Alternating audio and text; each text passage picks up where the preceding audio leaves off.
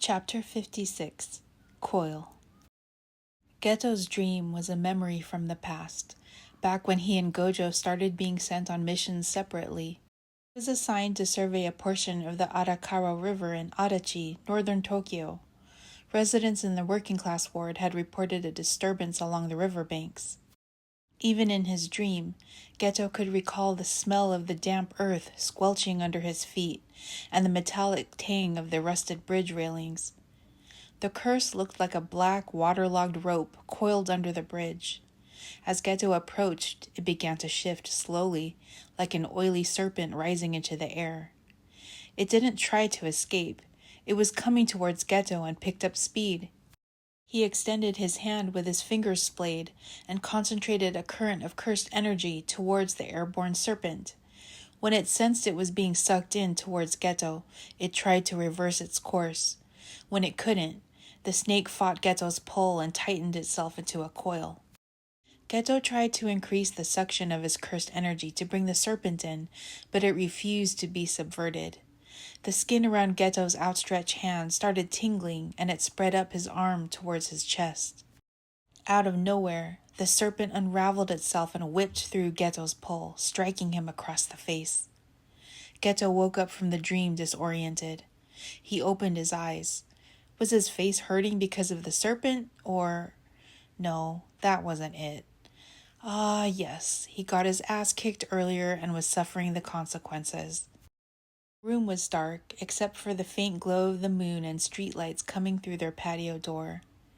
Geto had no idea what time it was, but he had to use the bathroom. His stomach was grumbling. He had slept through lunch and dinner, and it was already the early hours of the next morning. His face was achy and puffy. He sat up slowly. Every time his breath escaped between his swollen lips, it stung the cut on his mouth. He looked over the side of his bed. Gojo had fallen asleep in a heap on the floor, a bag of tepid water in his hand. Geto felt a pang of guilt. Gojo had been trying to take care of him, even though he was upset with him for not seeking treatment. He doesn't know what it means to be weak, so how could he understand why I deserve this, Geto thought. He managed to get out of bed without disturbing Gojo and tiptoed as quietly as he could to the bathroom. He didn't want to turn the light on, so he peed and washed his hands in the dark. It put painful pressure on Geto's face when he bent down, but Geto crouched next to Gojo to wake him up.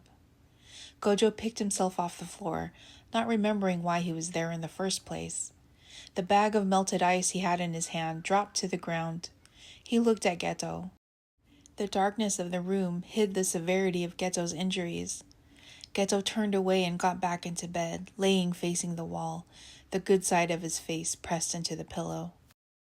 Gojo stood in the moonlight for a moment before he turned to crawl into his own bed. Geto's face was throbbing. He wanted Gojo to hold him, but Gojo was angry. Geto had no right to ask anything of him. Gojo watched Geto's back rise and fall with his ragged breathing. He wants to suffer, so let him suffer, Gojo thought bitterly. He thinks he deserves this pain, thinks I'll stop caring if he pushes me hard enough. He watched as Geto curled himself into the fetal position. Gojo's heart softened. Suguru's hurting and still won't let me in. It pisses me off and scares me. I want to drag him out of bed and shake him until he admits he needs me. I also want to hold him so close that he forgets what it feels like to be hurt. Suguru, you're breaking me and you don't even know it.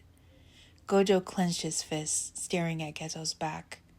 Even if he doesn't ask, I'm going to hold him anyway.